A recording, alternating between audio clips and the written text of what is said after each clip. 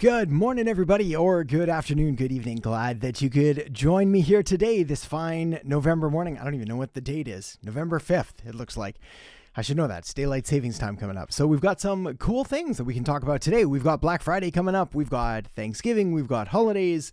And of course, we have all of the usual questions and answers that if you've got them, make sure to leave them in the comments or the questions or wherever the thingy is that's showing up beside this video. So with that said, hey, Kevin, good morning, my friend. Glad you could be here. It's good to see all the regular smiling faces here. That's fantastic. And Atilk, good afternoon from England. Afternoon, my friend. Good to see you. Also, I hope I'm pronouncing that right. You never know with these avatars and emojis and so on. So it's going to be an interesting conversation today. So we're trying something else slightly different in that I didn't send an email out regarding this live stream. So it's going to be pretty much reserved for those that are aware of it. So good for you for being here, as well as those that have notifications turned on YouTube or just happen to be perusing and here at the time. Salam. Hey, Adam, it's me from Iraq. Come back to Erbil. I don't think I've ever been to Erbil. Maybe, I can't exactly remember even the place that I was in the north there, in Kurdistan area of it, but good to see you here. Philip, good morning. All right, let's dive right in. Maybe we'll say a couple more highs and hellos as we go through here, but otherwise we'll keep rocking and rolling. Let me see if I can reshape and resize these questions. Perfect. There we go. Morning from Australia. Morning, my friend. Question: my demographic is on LinkedIn. Can I run B2C ads on LinkedIn even though it's primarily a B2B platform? The answer is yes, of course. You can run ads on any platform, whether you're talking B2B or B2C. Your people are there. So you could. My recommendation is to not, and it has nothing to do with the fact that you're B2B or B2C. It's simply that LinkedIn, as far as ads go, are incredibly expensive, especially if you're going to be doing B2C. I definitely don't know why I would do LinkedIn ads. You're going to be way too expensive for what you're going to get. Jasmine, good morning. Good to see you here. And Mahmuda, good night from Bangladesh. Good to see you. We've got quite a few people tuning in from Bangladesh. That's fantastic. Very cool. Pakar, hey, Adam. Hey, Pakar, good to see ya. And Jacqueline from the Bahamas. Amazing. That's awesome. I've got family traveling through there right now, actually. So which part of the Bahamas? Nassau? Treasure Key? I think that's about all I can remember. Architectural Sheet Metal. Good morning, my friend. Good to see you here. And Clothes Hanger. Good to see you here as well. All right. So we've got some regulars. We've got some people that we've seen showing up for the regular time. So that's fantastic. Let me see. All right. We've got one more high and then we'll dive into some questions. Mohammed, good to see you, my friend. And whoa, I don't know what whoa is. Somewhere? Is that a city in the Bahamas? I'm just not familiar with it, or maybe it's a typo. Okay. So let's see. Body movement training personalni. 3 tips for advertising sales of personal training. The ad stopped working for me. Cheers. 3 tips. Let's see what I can think of for advertising personal training. So here's the deal. When it comes to advertising, whether we're talking about personal training or health coaching or selling sneakers or paintbrushes or whatever it is, the tips are pretty much always going to be the same. So it's really, first and foremost, making sure that you're aware of who your target market and your ideal customer avatar is for the ads that you're running so that you can be clear and specific on the message that you're creating and putting in front of them. The reason most ads don't work is to do with the fact that you're putting something in front of them that's irrelevant or completely forgettable or just has nothing to do with them. It'd be like if someone was advertising, I don't know, what do I not care about? I like everything. Let's say knitting equipment. I'm not too big into knitting. If an ad came up for knitting equipment, I'd just ignore it and completely bypass it. So again, we've got to make sure that it's really dialed in. Same thing goes, even if you're saying like personal training for this, it has to be specific to the avatar that you want. So that's the big one. The second thing is, if your ads are working and they stopped, I'm just going to give you 2 because I think that's going to be enough to work with. If the ads were working and they stopped, it simply means you need to refresh your creative. Try a different angle, try a different hook. But the fact that they were working is a really good sign. So pause them, try something else. You can always turn them back on later. Afiq, good night from India. Good night, my friend. Dwayne, hey, from South Africa. Good to see you, Dwayne. Are there any free or open source social media management tools that you recommend and are worth it? Yes, there are. I wonder if I've got to always move all my. I'm like the guy that has way too many tabs open. This is the one I'm going to recommend you use if it works for me. Perfect. So let me see if I can put this in. I'll put it up on screen here, and then that way anybody watching will be able to see it and just log in there. So this one is the one that I'm using right now. It's free or paid, so the choice is up to you depending on what you want to do. I really like it. So far, it's been my top pick. I've used most, if not all of them, from Hootsuite and Sprout Social and Later and everything else that you can think of. I like Metricool. I think they've been fantastic. So give them a try and see if they work out for you. All right, Mustafa, amazed you have 500 videos. How can I come up with endless video ideas? Yeah. Well, yeah, it's crazy to me too, to be totally honest with you. Looking back over the catalog. In fact, fun story, I was making a video script yesterday and I had to Google myself to find out, like, had I made this video already because it was lost in the catalog. And it turns out I had, but it was back in 2017. So if you look back at those videos from, what is that, 5 going on 6 years? Very different delivery and personality. And I'm a lot more scared and awkward and not really sure what to do on camera. So you can just remake those. So the point is like, I guess the big thing here is two big things. Number one is that if you've got these sort of core pillars of things that you talk about. So for me, it's like business growth. It's about digital marketing. It's about social media marketing. It's about content. It's about video. It's about email. There's all of these different things, advertising. There's all these different sort of pillars and buckets that I can draw from. And then I can just pick and choose whichever one I feel is most interesting or has the most demand or is going to provide the most value. So I can pick from different subjects. Once that's done, I can then look back over old content and go through it and be like, all right, I would have said this different, or I would have updated this, or I would have made that better, or I would have improved the audio or the editing or the video. So I can remake them, quote unquote, by essentially looking back over an old video that was 3-4 minutes, really building on it and turning it into like a 20-minute video or a 30-minute video. So you can constantly go through it. So that's number one. Number two is that the way to come up with endless video ideas, content ideas of any kind, is to be ridiculously passionate and interested and obsessive about what you're talking about. So the reason that I haven't created other YouTube channels on other things that I'm interested in, like art, like photography, like sports, it's because I'm not interested enough to want to just like all day talk about it and learn everything that I can. I like it. I think it's fascinating and enjoyable and interesting, and I'll take lessons and courses and programs and things like that. But I don't want to like dedicate 1-2 full years to doing stuff like that. So you've got to find something that you really genuinely enjoy, and then shockingly simple. I'm going to argue like it's kind of a muscle that you can build up. Kennedy, good evening from Kenya. That's a cool painting there. I like that. Very cool. Very cool avatar picture.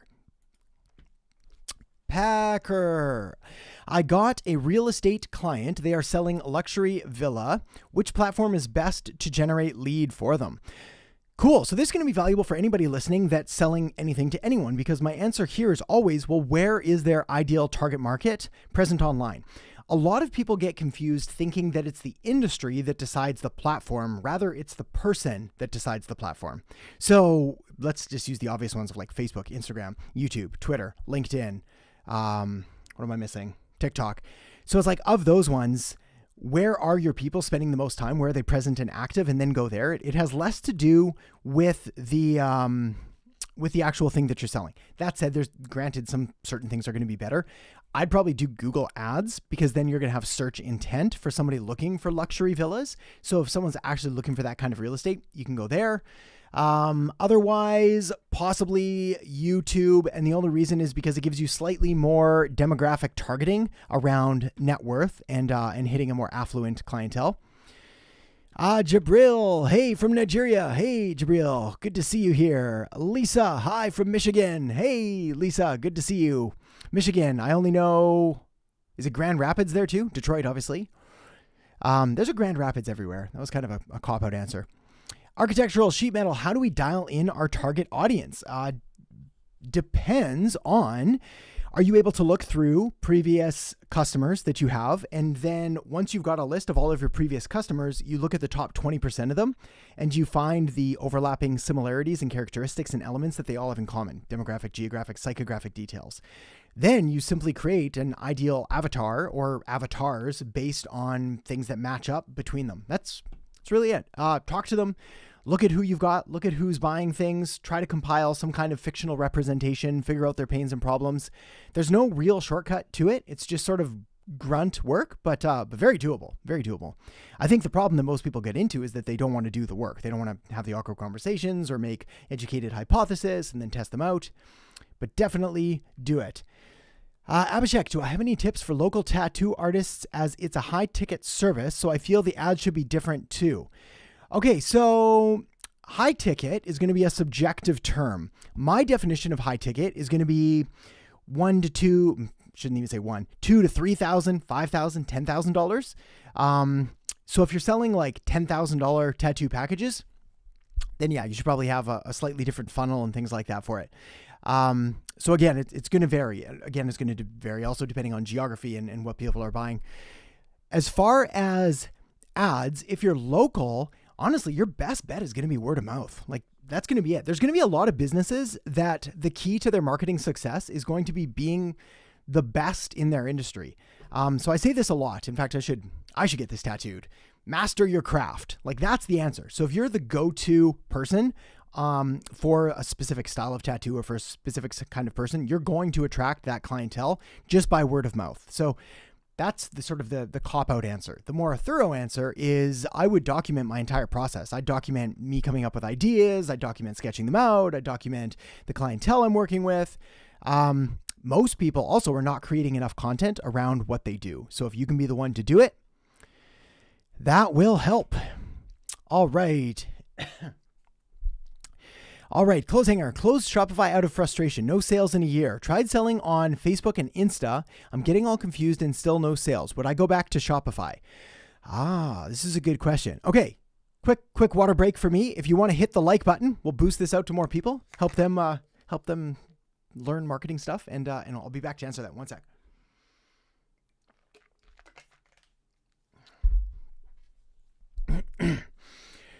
All right, here's the deal.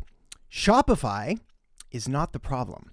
So it's kind of like building a website on WordPress and then being like, my website isn't ranking, nothing I'm doing is working, should I quit WordPress? I'm running ads on whatever channel, Facebook. I'm thinking about giving up on Facebook altogether, whatever it is. That's never the issue. The issue is always the content and the message and the offer behind the platform. Shopify is just a vehicle. It's just the tool that's going to get you there. There's no real benefit or disadvantage to Shopify over WooCommerce, over all of the other e-commerce platforms out there. That's not the problem. The problem is figuring out, again, who's my avatar? What can I do to put in front of them that they're going to find interesting? Basically, all of these things. If you haven't downloaded this yet, do so now. This is going to walk you through the marketing master plan, which is those 5 stages of model, market, message, media, machine. If we have time, I can answer these at the end. For the regulars here, I don't want to keep saying the same things over and over. So you can download the cheat sheet. It'll walk you through those. But that's going to be the secret to marketing success. It's not about Shopify. Same thing with Facebook and Instagram ads. It's like if we don't really dial in why this is better or why this is different or why people will care or what kind of offer I can make that's irresistible, it doesn't matter what we do. We could tell a million people about it, and if they just don't care, then we need to restructure our offer. Mason, morning. Just started a 30-day pre-launch campaign for a subscription-based family activity game company. Subscription-based family activity game company called Hello Family. Target audience is moms over 30. Any ideas or tips we can use? Okay, so let me wrap my head around that one for a second. We're talking subscription-based. I'm cool with that. That's all good. Family activity game. Good with that too. Called Hello Family. Target audience is moms over 30. Any tips or ideas we can use? Okay, so first of all is understanding that you're in a competitive niche. I'm sure you're aware of that already. The best thing to do here, twofold. Number one of which is you better have very clear marketing materials. I'm talking images and videos, instructions, lots of very nice looking graphics of families and kids and everybody having a lot of fun playing the game. Like that's going to be important. Is the professional aspect of the game is going to have to look just amazing. You're going to really have to have a decent tagline. So look at other competitors in your space. What are the other family games? What are their taglines? What is their hook, their promise, their offer? How can you structure something that's different, better, et cetera, et cetera? And then for targeting moms over 30, this is probably where I would push you towards Facebook ads. And the reason is, I can't remember which video it was. I made it recently. I can't remember exactly which one it was, but it basically walked you through like how to target new moms over a certain age. And again, you're going to go through Facebook ads. You're going to target parents with children of this age, You could just target women over 30. You could target whatever it is. So you've got a ton of different options. And then what I would do is my first ad campaign would specifically be designed to figure out what people like and what they don't. So I'd be putting out offers, trying to get feedback on what people are clicking, what they're not, what resonates, and then go from there. But yeah, otherwise it's going to be kind of like traditional content marketing style stuff. Make stuff about the game, about people having fun, about how they can play it, about ideas. Full stop. Okay, Adam, would you ever make a simple editing tutorial or tips for it being efficient? Yeah, possibly. So full disclosure, I have editors that are phenomenal and amazing and awesome people. And they help do like 99% of things now. So I do the odd green screen thing. I do the odd, skit or whatever. If it's, I want it viewed a certain way. But I stopped editing all of my own videos a good year, 2, 3 ago, like a while ago. Once in a blue moon, I'll still edit my own. So I'm probably not the best person to look for this. That said, it can be done. There's a ton of amazing like video editing YouTube channels. So I would just type in like video editing tips and see what they come up with. Also take a look at, not only is there going to be different styles for like traditional video editing versus YouTube editing, very different styles, but also there's different softwares and everybody's going to have a different opinion. So the 3 big players in the space are Adobe Premiere Pro. That covers like 80% of the market, 70-80%. Final Cut Pro, which is Mac specific. That's like 15% of the market. And then DaVinci Resolve. DaVinci Resolve is like 5%, much smaller. In my opinion, it's a sleeping giant. It's my favorite one to use now, DaVinci Resolve. I switched. So I started with Adobe Premiere. I went to Final Cut Pro. I went back to Premiere. I went back to Final Cut Pro. Now I'm in DaVinci and I can't see leaving it anytime soon. And it's free, I think. You can get the basic version for free. So there's a win. All right. Lucas, how much of my marketing budget should I dedicate to testing? Excellent question. What are your goals? How much do you have? How much do you feel comfortable allocating towards testing? That's probably a better question. So like the basic number would be say like 10%, 15% of revenue, 5%, 20%, like all these sort of ethereal, intangible numbers of random percentages. The better question is, what do you feel comfortable putting towards it? And then also making sure that you're following a really solid structure to test. Again, I'll drop this up one more time, but it's like, if I go through this process, I'm more confident that my test is going to work than if I'm just spending money for the sake of testing. So the big thing is go through the process, model, market, message, media, machine, go through all of that. Then once you have that, assign variables that you're looking for. So say you're doing, I don't know, like a short form vertical video testing strategy, and you've decided that you're going to allocate $1,000 to a short form vertical video strategy for 1 month, 30 days. So $30 a day. You're going to do it all organic, which means that you now have, I don't know, let's say we do 1 a day. Oh, I'm going to have to do math. What's 30 times 30? 900. There we go. So if you had like $30 to get a short edited, you can then take that short and you could do 1 a day, 30 days. You could put it on YouTube Shorts, TikTok, Instagram Reels, Facebook Reels. You can upload it to Twitter, upload it to LinkedIn. Then what you can do is you can track all of those over 30 days and you can look back and you can look, okay, where did I get the best results? Say it's YouTube Shorts. Cool. The next 30 days, I'm going to double down on YouTube Shorts and I'm going to just do that. And maybe I'll do 2 a day because now I'm aware of what I'm getting. And then I'm going to look at all that data. Okay, what are the titles, the topics, the lengths, the settings, what clothes was I wearing? Like all kinds of weird things that you wouldn't think have influence on the effectiveness of the content can. So I'd look at all of those and scale up from there. That's basically what I did. When I started, it was like $5 a day, and everyone thought I was crazy because I literally did not have like $5 a day to blow on ads. But I did, and then it worked eventually, and then it was 10, and then 20, and then 100, and then thousands, and so on. So you can scale up from there. Thank you. My pleasure. Yeah, happy to help. All right, Mahmuda from Bangladesh. I just opened a social media agency. I set up Instagram, LinkedIn, and a website. Now, how will I find clients? So the way that you're going to find clients, and this is a bit of a, I'm going to get real with you. The way that you're going to find clients is by doing the same things that you would do for your clients. So you're going to make relevant content. You're going to make valuable providing content. You're going to make offers that are going to talk about your services. You're going to basically do all of the things that you would for your clients, but you're going to do them for yourself. That's really it, is that a lot of, especially in the marketing niche, people forget to do their own marketing, but that's it's almost how you learn. In fact, it's fun. Like when I do things for myself that I would never do to a client because I'm not sure if it's going to work, and it might be a complete waste of my time and my money, but it's me, so I don't mind. I'll be my own guinea pig. So I'll try all kinds of random stuff. And if it works, great. Then I'll pass that on to you, and I'll pass it on to clients and to students and all that. And if it doesn't work, cool. I'll either bury it and we'll never talk about it again because it was a catastrophic disaster, or we can learn from the mistakes and the lessons. So that's really the secret. You're going to need to make client focused content, and you're going to have to do outreach as well towards clients. Let them know what you have, let them know what you've got, etc., etc. 10-0, morning from Snowden, Edmonton. Oh, that's horrible. I remember trick-or-treating Halloween style in the prairies, Winnipeg, and it being like you have to wear like 2 snowsuits and walking around like, what's that movie, A Christmas Story, with like Ralphie and his little brothers like walking around like a starfish?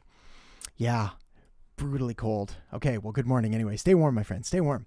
Christina, hi from the Philippines. Wanted to ask, is there a tool I can use to know the data analytics of organic, social, or paid social? Yes, there is. There's a ton of them, actually. Again, let me pull this one up. This one here. Get this one. It's free. It's free for organic. I think for paid, you might have to buy the basic one. However, I've always been of the opinion that if you're running paid traffic, if you're running paid ads of any kind, Facebook ads, Instagram ads, YouTube ads, Google ads, like you want to put as much money into the content and into the monitoring and the analytics as you do into the ads themselves and actually spending, because there's no point spending a ton of money on advertising if you're not even sure what's working and what's not, because you won't be able to learn, you won't be able to replicate it. It's like flushing money down the toilet. So yes, check that out. I think that will help you. All right. We'll close those out. Oh, we're on a roll. We're doing good. We're doing good. All right. Patrick, morning, my friend. Hey, Adam, I'm being asked to do shorts for a channel for hire, but I'm not sure how to charge for that. They want 2 shorts a day, 5 days a week. Thoughts? So 2 shorts a day, 5 days a week. Okay, so fun fact about this one. Right now, it's like if you look at sort of the trajectory of business opportunities, marketing opportunities, things people are doing, and you look back over the last many, many years, there's always this like cycle that people go through. Like at first it was like all high ticket sales. Like that was the opportunity. People would get in and do high ticket sales. And then it wasn't high ticket sales. It was all courses. No, never mind. Courses of the future. Go do courses. Then it was back to high ticket sales. Then it was webinars. Everybody has to do webinars. There were webinar coaches. There was webinar programs, webinar templates. Then it switched to, can't even remember from there. I think it was like digital marketing agencies. Then it was like social media marketing agency. That was the big thing. Start a social media. Then it was crypto. Then it was whatever else. Now it's shorts. So everybody, like I couldn't even begin to tell you the amount of emails that I get on a daily basis from people being like, Adam, love all your videos on YouTube, would love to help you turn them into a short strategy and carve them up and this and that. Once in a while, my brand manager will go in and have a chat with them and see what they can do. 9 times out of 10, they're not awesome. So we say thanks, but no thanks. Once in a while, they're amazing, and then we'll get them to make a bunch of them. But it's becoming a commoditized service, which is not good. So your number one is you're going to need to find some point of differentiation and uniqueness of like why you. Are you able to find a unique hook or angle or way of delivering it or way of editing it or whatever it is that's not just the same as everybody else? Because that is quickly becoming, like I said, a commoditized service where people are charging anywhere from $10, $20, $30 a short, sometimes 50. I think the most I paid was like 70 or 80 perhaps. And the results weren't any better than the $10 or $20 ones. So that's kind of the price points that you're at competitively. So if I was at like 2 shorts a day, let's say $30 for easy math. So that's 60 times 5 is 300. So you're at like $1,200 a month. Again, you might want to find someone to help you with this, or maybe you're able to do it quickly, or maybe you're able to provide some other value add that's not just having you take content that they have and put them into shorts, because again, it's becoming commoditized. So hopefully that helps. Smash like. You know it. Good stuff. Okay, one sec.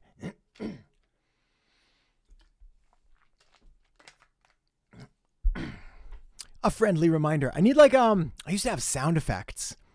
I'm going to find those. Here we go. What is this one? Can you hear that? It's like a DJ air horn. Let me know if you can hear that one. I think I've got others like a, oh, that one's bad. We won't use that one. We'll use the DJ air horn next time. That's fun. I wish I could, I'll find a way to get some more lights and stuff too. We'll put some flashing, some pyrotechnics. Philip, organic LinkedIn tips. Yeah, let me give you one that that is going to sound really dumb and simple, but I want you to do it anyway. And that's to post more. I'm sorry. I know I said it, but it's like you just need more stuff. Right now, that algorithm is hungry for content. So make stuff, lots of stuff. Now, if you're looking for exactly what kinds of content to make, I'm going to have to find, one of these days, I'm going to make like a search engine for my channel where I can find my own stuff. But there's a bunch of different kinds of content that I want you to make. It's like 8 content types. It might be the ultimate content marketing strategy for 2022. Maybe take a look at that. Take a look at, or you might have to Google it or search on YouTube, the ultimate content marketing strategy for 2022, Adam Earhart. And that's going to show you, I believe that's the one that's going to give you a walkthrough of different types of content and then just cycle through those. It'll be like core, contrarian, consult, all of those types of content. Those are going to help and just, make more stuff once a day, minimum, twice a day if you can. Engage in conversations, etc. Paula, good to see ya. Question, can you describe one way a financially strapped entrepreneur can drum up interest in their brand new book editing business via social media? Yes. So I believe being financially strapped makes us creative. So if it's a new startup and you're like doing this for the first time, I mean, that's how I started. I was beyond financially strapped.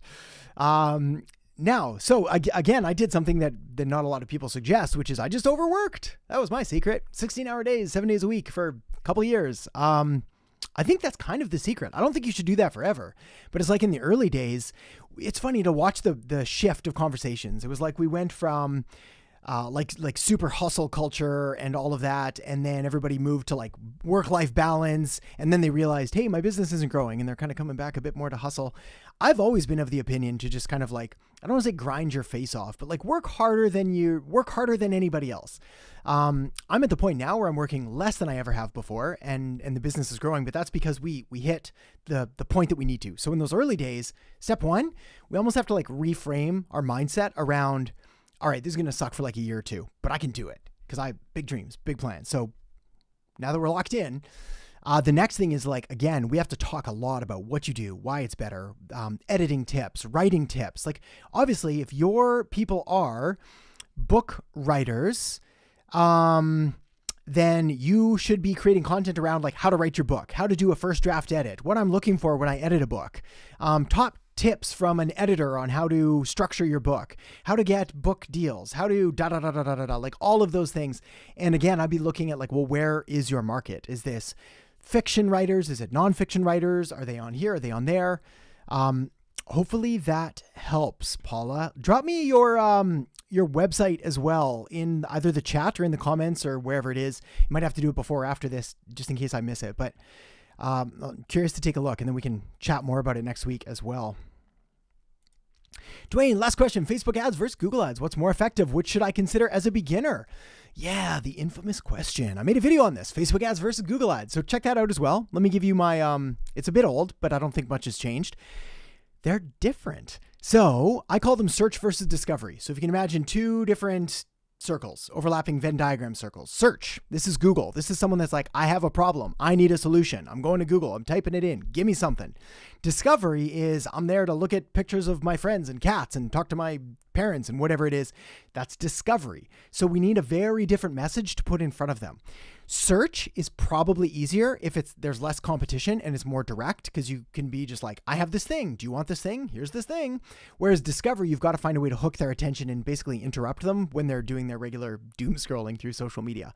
Now, as far as setting up the campaigns go, Facebook is easier than Google. So a balance.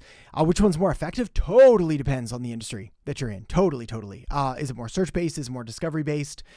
If it's like local search-based stuff for like plumbers, roofers, local service businesses, probably Google ads. Okay. Feek, we don't have a lot of money. Which is better, digital or guerrilla marketing? Please say, brother. Yeah, I mean, again, you can do digital marketing, guerrilla marketing style. I'm going to still push you in digital marketing more than guerrilla. So it's like, again, these are kind of, I don't want to say synonyms, but like colloquialisms, different words for similar things. You can use guerrilla digital. You can use digital guerrilla. Like you can go all over the place. Essentially, guerrilla marketing would be creative, outside of the box, weird stuff that you may not have thought of, unscalable typically activities, whereas digital is all digital platforms. The reason I want to push you to digital marketing is because as you do get money by doing it right and by learning and going through the right steps, it's going to be easier to scale up, and you're going to have a really solid foundation on what works and what doesn't. So do that, but do guerrilla too. I mean, if you don't have money, then you have time. It's always a balance. Do I have more time or do I have more money? Less money, more time. Do both. Do it all. Okay, let's see. Alicia, morning. Love your info. Thank you, Alicia. Alicia? Alicia. We'll go with that. I plan to follow your advice. How can I get people to read my email? Okay, so let me give you the like cheesy answer first and then the good answer. The cheesy answer is to write emails worth reading. There's this debate in email marketing world where like, what's the most important factor to get your email opened? Is it the subject line? Is it the server that you're with, the email service provider? Is it the length of the characters? Do you need emojis? Do you need caps, et cetera, et cetera? Fun fact, the most important thing to get your email opened is the from line, who it's from.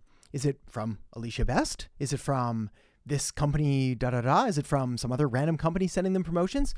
For example, I regularly split test my email subject lines to find out which one does better.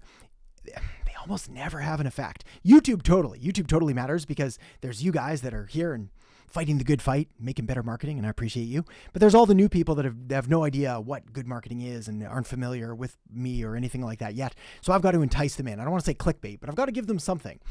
Email marketing is more personal, more intimate. You form a deeper connection. So again, it doesn't matter what email subject line I use. My open rates are very consistently the same.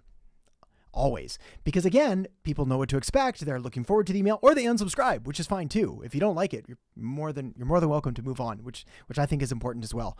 So that's it. Spend time mastering the craft of email marketing and then keep working at it. Like, it's not an easy thing to do, but it is incredibly, incredibly valuable.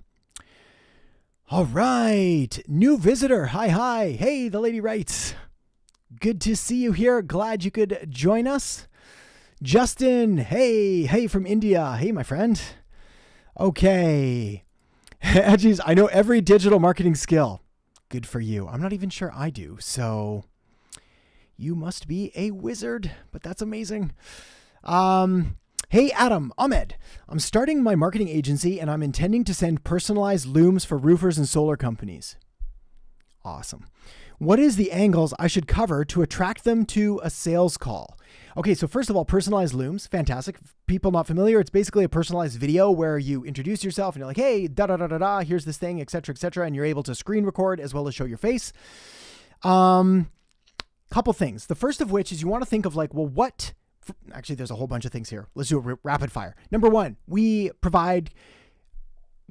have to remember we're providing unsolicited constructive criticism. So the worst thing you can do is go in and be like, hey, your website's total garbage and I know why your business is failing and it's because you're bad at your job. Like those are a quick way to get deleted. So we don't do anything like that. We say, hey, I was going through your stuff. I found a couple things. I just wanted to provide some ideas and some suggestions to help. And then you just provide them. So I was like, hey, I was looking at this. Have you thought about that? Maybe you should try this. This is an idea, da-da-da-da-da. I was also looking at this. You can see this is what other people are doing. This might be really beneficial for you, et cetera, et cetera. By the way, if you'd like to have a conversation about, have any questions about what this is, or if you want some more follow-up on it, happy to have a quick chat with you to go over things in a little more detail. Here's my info. That's it. Keep it short, like 3 minutes, ideally, like really short, less, not 1 minute, but like 3 minute mark. That should do. Okay. Valion, I'm 16 and I want to start a marketing agency, but I don't have any experience. What should I do? Yeah, well, first of all, congrats. Good for you. That's fantastic. The way, like nobody starts with experience. Everybody starts from zero. I started with zero. When I first started marketing, I didn't know what it was. Didn't have a clue. So there's that. So yeah, the best thing to do is A, learn everything that you can, and B, get experience. How do you do that? You're in the right place, number one. So I would go through, basically grab whatever your beverage of choice is, pen and paper, and watch every video on the channel. It's going to take you, I don't even know, that's a lot of videos, 40, 80 hours. But if you do that over the next month, you're going to know a lot more about marketing than like 90% of people out there, 99% of people. So watch all those. Then find other people that are in the space that you like. It's important to get different opinions, but it's also important to make sure that you're following people that you actually resonate with, because especially in the marketing world, there's a lot of, there's some sketch stuff. So find people that you like and follow them and do what they say, and you'd be amazed. It's like success leaves clues, and a lot of us are here just telling everything that we possibly can to help you. So do that. Then start marketing yourself. So build yourself a website, some social media platforms, start creating content for yourself about marketing, write about your journey and your learning, and you will go far. All right. My friend, how's the leg? It's getting there. I wonder how awkward is this going to be? Can I show my leg? Let's see. How awkward can we do? But like, that's the old boot. So this guy, that guy's coming off in a week and a bit. I think I'm allowed to start slowly walking. So I started therapy and rehab and all that. It's been a long journey. I wasn't allowed to walk for like 6 weeks. So I was on crutches and it was a disaster. I thought I was going to like handle it like a boss and be like, I'm fine. I'm tough. I'll deal with it. It's just miserable, angry. But now I'm good. Everything's well. So it's healing. We're doing really good. Thank you very much. Okay, let's see what else we've got. Aryan Alpha, I'm trying to start a Facebook ad agency while discussing the price of the client. Should I say that my service charge is X and the ad budget is Y, or tell that the total charge is X? So a couple different ways of going about this. There's many different ways to structure your pricing structure with an agency. I've got a video on this as well. I think it's like how to start a digital marketing agency. Go take a look at that one, because that's going to walk through the pros and cons of both. What most people do is you charge for your service and then ad spend is in addition to that. If they're a very, very small business, they're totally new to this, they don't want the headache of doing it, you can just put it all together and run it through your own credit card. That's how I ended up with like millions of Air Miles points. You get a lot of points that way. So there's no right or wrong answer. You're going to just have to test it out with your audience and with your market and see which one they respond to better. But yeah, what I did is we did a flat rate for our service, and then we did whatever they want to spend in ads up to a certain point. So hope that helps. Ricardo, hey, I'm a social media coordinator at a small marketing agency. I mainly schedule, create, and research content for client, but I feel stagnant in what I do. How can I take my skills to the next level? Okay, well, first of all, good for you for being aware of that. And second, for being here, because Like, these are the things that I would recommend you do. It would be consuming content, getting ideas, practicing, trying something outside the box, measuring, seeing what works, what doesn't. Maybe putting together some kind of a lookbook or swipe file or portfolio of different ideas that you have. I mean, yeah, you're doing the right things, honestly. The only other thing you could possibly do is look at like what other services or things that you could start dipping into. So as a social media coordinator, schedule, create, research content.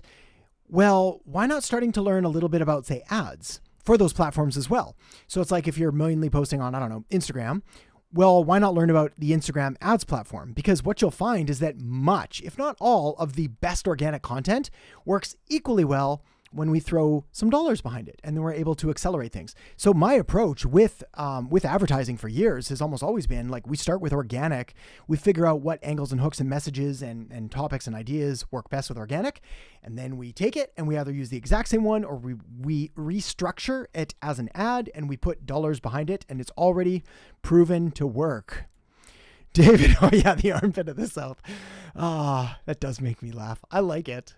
Yeah, good morning. Good morning, David. Hopefully it's warmer there than it is here. I just about ate it walking up my stairs. Ate it is Canadian slang for fell, because of my stairs are like a sheet of ice. It's like every step is a hockey rink because it dipped below freezing last night. All right, L Cloud Podcast. Any tips on how to price monthly rates for social media management services? Might be charging too little. So, fun fact, most people are charging too little, especially if you're good at it. Now, if you're just getting started, I have no problem with working for free or working for very little, but if you've been doing it for any length of time and you're good at what you do and you're getting client results, 90% of people are charging less than they should. Especially if you're able to show how your services are delivering a positive ROI, return on investment. I do this, you make more money, therefore I'm worth this percentage, et cetera, et cetera. Okay, one sec. I'm going to answer this more. First, like button smash time, and I'm going to grab some more water.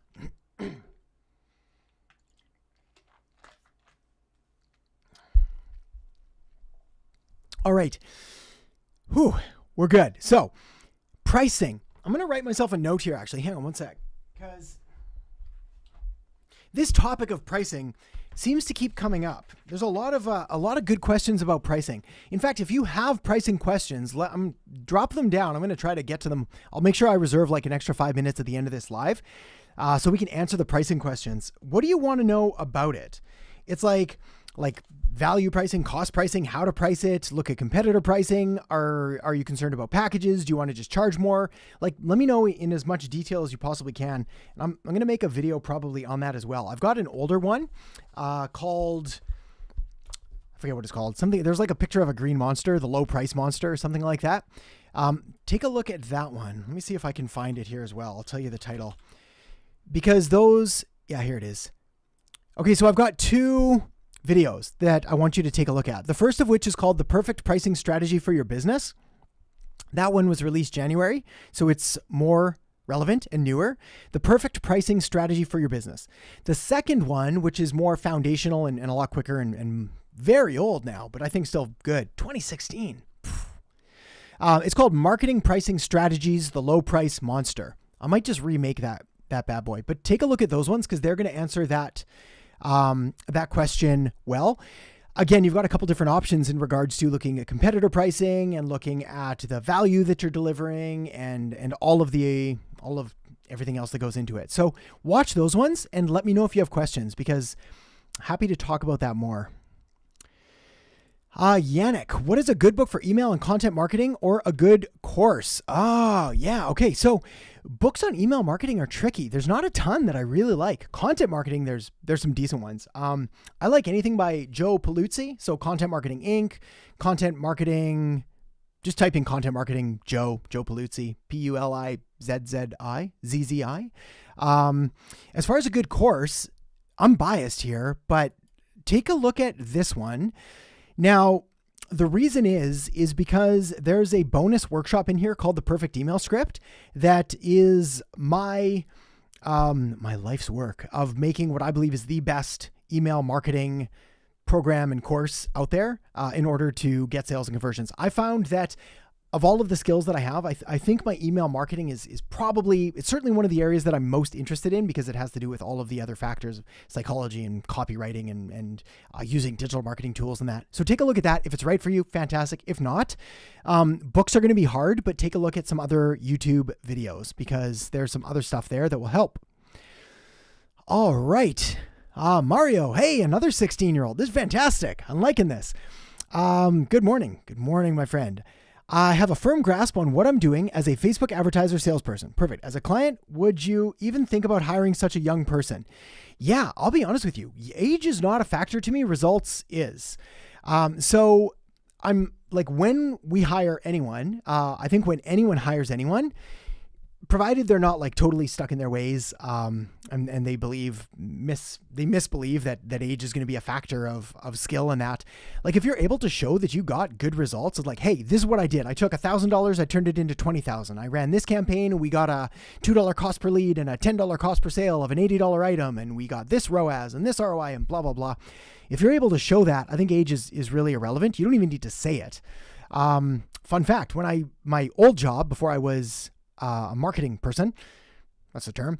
I used to be a business jet pilot, captain, and I got my first business jet job, like flying business jets for the world's rich and famous, when I was like 22, I think. And I looked 12. I looked so young. And I remember the clients coming up and being like, "You're the pilot?" But they still got on the plane. So again, I knew what I was doing. I was good at my job, and that was it. Now, aviation's slightly different because typically the more, and I guess like many industries, the more years, typically the more experience you have.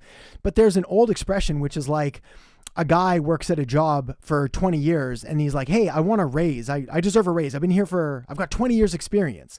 And the boss says, "No, you don't have 20 years of experience. You have 1 year experience repeated 20 times because you just did the same thing 20 years in a row." And in fact, that's kind of like my guitar playing ability. There we are. There's the guitar. My guitar playing ability has not really progressed in the last like 15 years. It just hasn't. Like I got really, really good my first 3, 4, 5 years, 10 years maybe, because I studied and I practiced an hour, hour and a half, 2 hours a day, really good. And then I stopped practicing, stopped learning, just play for fun. And I stopped progressing. So keep learning. But yes, I think you're good. All right.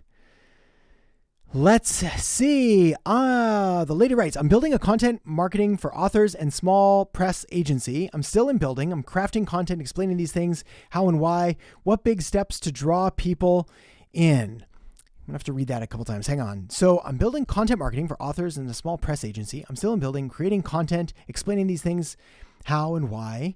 What big steps help draw people in? Okay, so this is like a content marketing one. So I'm going to send you to the same video, which is if you look at Ultimate Content Marketing Strategy, that will show you things, as well as make sure to get this cheat sheet because that's going to walk you through that marketing master plan of Model Market Message Media Machine. That's going to do a better job than I will be able to do quickly. So take a look at those ones. Darwin, good morning from Hong Kong. Good morning, my friend. Amanda, hey, good to see you, Amanda. Yes, I'm doing much better. Thank you very much. So I did an awkward leg lift. I'm also very inflexible, but probably the reason the Achilles tendon ruptured. But I am doing so much better. So thank you very much. Okay, Luis. Oh, how do I switch things? There we go. Luis. Louis? Lewis? I'm going to go with Luis. We're going to go with that one. Let me know. Hey, Adam. So we do videography in Austin, Texas. I'm struggling with target niche. I took my top client who we helped make $100K in the lash beauty industry. We want to niche down to that. Thoughts? So many thoughts. The first of which is, are there enough lash beauty people in Austin that you can focus on that? Or if you're going to stick with that niche, you probably need to expand to national. I'm going to guess like you could become the leading lash beauty people for videography, but you're going to need to probably expand your geography a little bit more.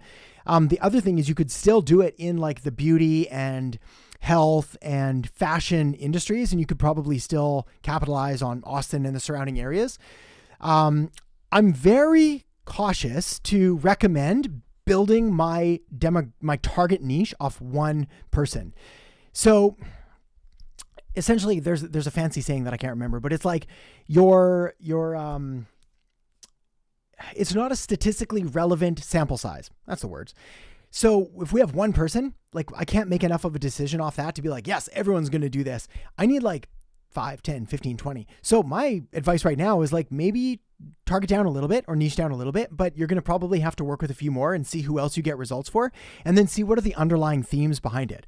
Like maybe it's not that it's lash and beauty. Maybe it's the fact that it's local, or maybe it's the fact that it's not local, or maybe it's the fact that it's targeting women, or maybe it's that it was this or that, or like there's going to be other themes beyond the simple industry that you're in. That's a slightly more advanced answer, but hopefully that made sense. Christina, my pleasure. Baz, good to see you. Sup, peeps? Anyone made any good sales this week? Yeah, let us know. Get that money flowing. Got a new project starting next week. 5K items, never done it before. Can I send you link to the site? Always happy to your input. Yeah, you can drop it in the chat and I'll see if I can take a look. I'm not sure we'll have time this time, but yeah, drop it in anyway, and we may or may not get there. Okay, awesome. Let's see what we got. Kiski Fun. Hey, Adam, any advice how to decide which offer I should choose? I have a lot of skills, web dev, newsletters, automations, SEO, PPC ads, copy. I was doing a lot of stuff. Have you same problem? Yeah, I always had the same problem. I liked all of the things, all of those things that you just said I liked. And I wanted to do them all. And it was a terrible idea because then you water yourself down and you become non-competitive. Now, hang on one second. There is a video. I feel like I'm just driving to a lot of videos today, but this is going to be the one I want you to watch. I've changed the title a couple times, but right now, it's actually, is it the most recent one? Yeah, it is. Hard work won't grow your business. It's the most recent video on the channel. Take a look at that. And it has to do with doing less, not more. What ends up happening is like if you've got, I wonder if I can draw this out. You'll be able to see my note, which says pricing, but that's cool. If you've got two different circles and you've got, we're just going to do this super quick and dirty, but okay. So this is essentially it. You've got two different options. Option number one, let's do it on this camera. Option number one is you do, it's this hand, you do this. And you go all around and you do web dev and SEO and content and and you make a little bit of progress every direction. Or you do option two and you take one of those fields and you blast off. I promise you that most 90% massively successful businesses, they focus. They did not all of those things and they focused in on one.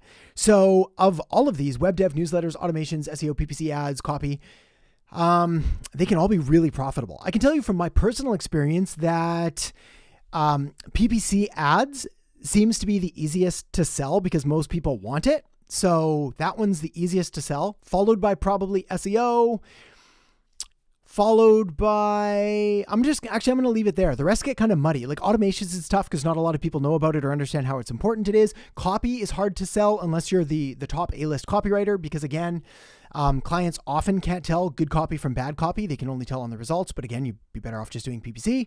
Web dev is rapidly becoming commoditized. Newsletters, again, very valuable.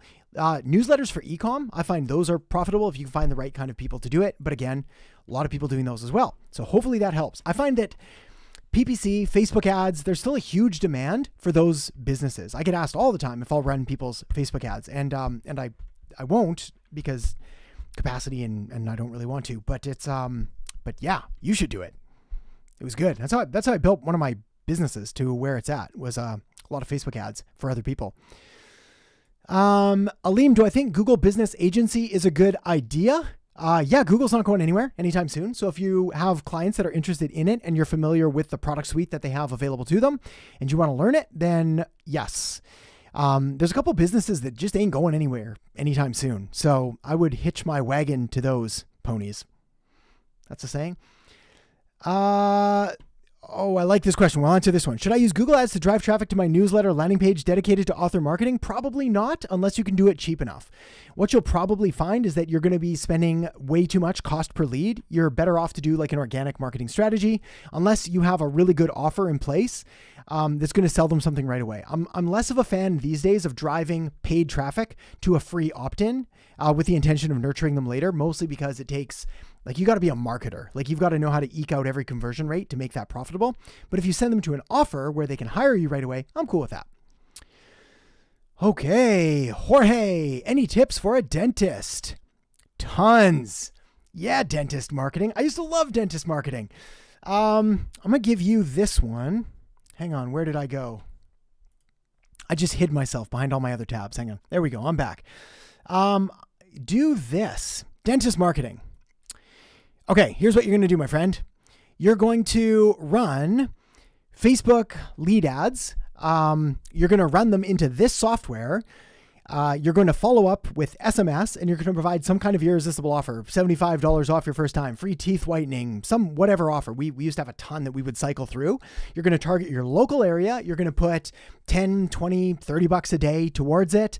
Again, you're going to funnel them all into High Level. They even have a dentist snapshot in High Level. So you're able to go in there and just pick like dentist. And then it has all of your stuff done for you. Do this. That was easy. I like that question. But yeah, man, I used to do a ton of dentist marketing. It was amazing. Made a lot of money for a lot of dentists.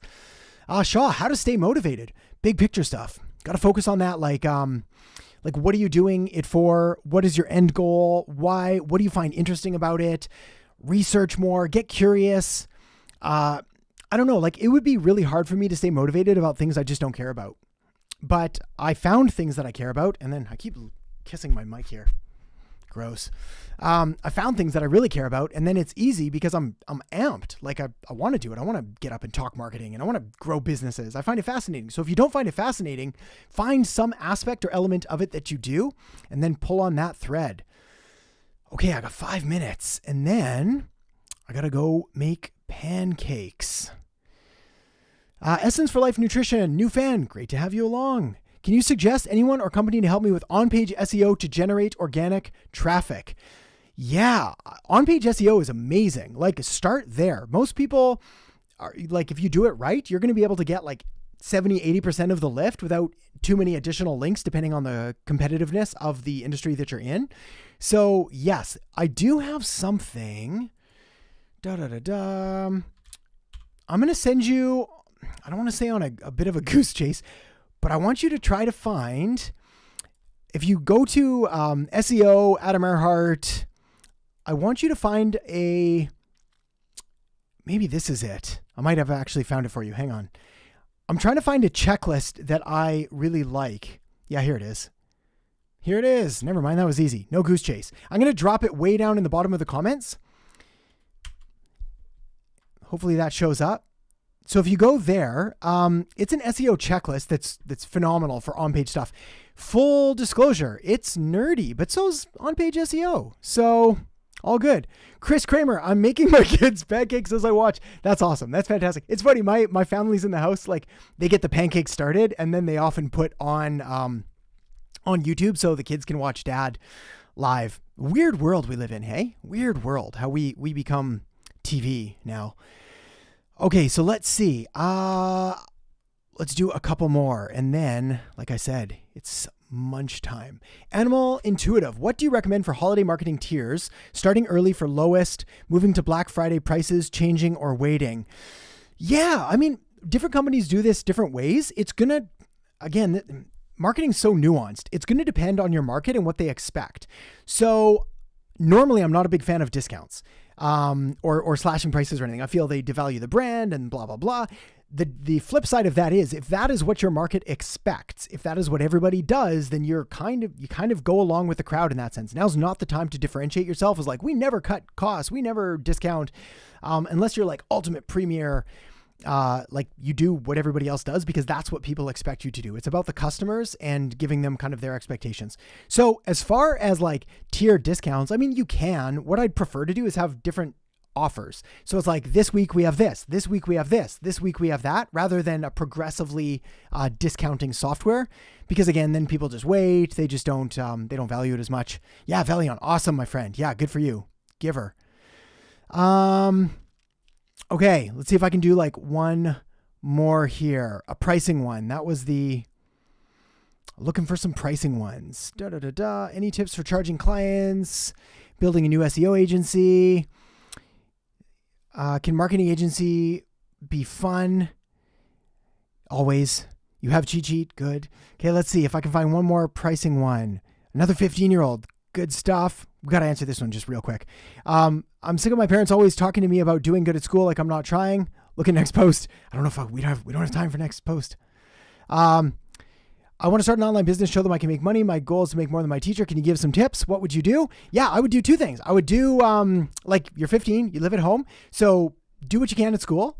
Be kind to your parents and your teachers. You will make more than them if you want to. It's especially if you're studying this stuff now, but like do your marketing stuff and all that on your free time. So after school, wake up early, do it on weekends. You're going to basically have to prove to them and to yourself and to the world that you're taking this seriously. That's really the secret. So do your main tasks. It's like anybody they want to start a side business. Don't slack off on your main business. That's how you pay the bills and keep people happy and keep your parents feeding you and all that. So do that. But yeah, you can definitely study on your own. And prove to them that you're taking it seriously. That's really the secret. It's not one or the other. Like finish school, you'll learn a lot of good stuff. Okay, let's see. Where's a pricing one? I thought I saw one up there. We're gonna grab it. Here we go. Okay. Final question for today. Pricing mainly. Let's say you're managing local business, posting 3 to 4 times a week, daily stories, and creating the content. Monthly all-in fee. Yeah. So it's going to depend on a number of different factors, including what your competitors are charging, because you do need to be competitive. I'm not a fan of pricing myself against competitors, because what ends up happening is like if they're charging 1,000 and you charge 999, they charge 998, then you're 997, then 995, then 800, then 500, and then you're both broke. So you're going to have to find like what they're doing. But the big thing is, what can you do better, or what can you do that the clients actually care about? My advice here, and everybody else sort of listening in, you're going to have to pick out some of the nuances here, but it's like if you're posting 3 to 4 times a week, daily stories, creating the content, photography, design, etc., they don't care about that. They care about the results that those are delivering. So can you find a way to get them better results with less effort? Because not all things are created equal. So you're going to have to do an 80-20 analysis on their platforms, their campaigns, looking at what they're doing, looking at what's delivering results and what's not, do more of what's working, do less of what's not, explain to them, hey, we've noticed that your stories seem to be catching fire, but your long form videos that are taking us forever anyway, we don't have that, like those aren't working at all. So we're going to do more stories. Now we're going to do 2 a day, but none of that and this and that. And you're going to be able to chart the growth. And again, what the client's looking for is like accountability and results. Results are really all that matters. If you can show them that you're the one that delivers results, you get to charge exponentially more. The reason that I've been able to charge what I charge when it was through the agency or when I was doing consulting or whatever it was, rates that I never dreamed of being able to charge. Crazy in my old view. But it's because the money that I was able to make for the client was so significantly higher than what I was charging. It would be crazy for them not to hire me, right? Like if they pay me, I don't know, $100,000 for something and I'm able to make them $1 million in additional revenue, like I would take that deal all day, every day. So that's what you've got to do is you've got to be able to prove that that makes that million or 100,000 or 1,000 or 10 or whatever it is, like use your own numbers. But if you're simply going out there providing a commodity service, making stories, making posts, making content, something that anyone could do and not really track it, then it's going to be really hard to prove your value and show why you're worth more. So again, clients care about results. Be the one to deliver results, do it better, do it faster, have more communication, be more ethical, whatever it is. That's the secret. Okay, on that note, if you have questions about pricing in particular, I'm not sure if we can write them in this comment section here because this one's going to disappear. It might show up half, but if you want to write them in comments below this video, any specifics around like what you want to know or how to develop different pricing or what the business is, I'd be curious to hear them because I'd like to give you what you need. So let me know. And as always, thank you for being here. I've appreciated all the questions, the kind words, the feedback. Nice to see all your smiling faces from all over the world, and we'll talk to you soon. Take care, everyone.